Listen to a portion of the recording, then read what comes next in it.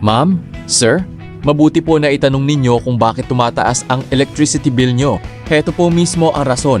At normal talaga na magulat kayo sa bill kapag ganito ang kondisyon ng unit. Tingnan po natin itong dalawang bagay. Sa outdoor unit, kung mapapansin ninyo dito sa labas, yung mga cooling fins, yung parang screen niya, balot na makapal na alikabok at dumi. Ang trabaho po kasi niyan ay ilabas ang init mula sa loob ng bahay. Dahil barado siya, hindi makahinga ang unit. Parang tao po na pinatakbo mo habang nakatakip ang ilong at bibig. Todo, kayod ang makina. Pero hirap na hirap ilabas ang init. Sa indoor unit, dahil barado na rin po ang mga filter at cooling coil sa loob, nahihirapan namang sipsipin ng aircon ang hangin para palamigin. Paano nito pinatataas ang bill sa kuryente?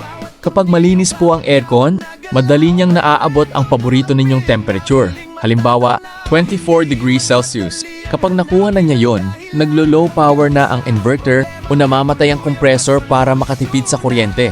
Kung ganito kakapal ang dumi kagaya ng nakikita sa video, maghapon at magdamag na todo kayod ang aircon nyo.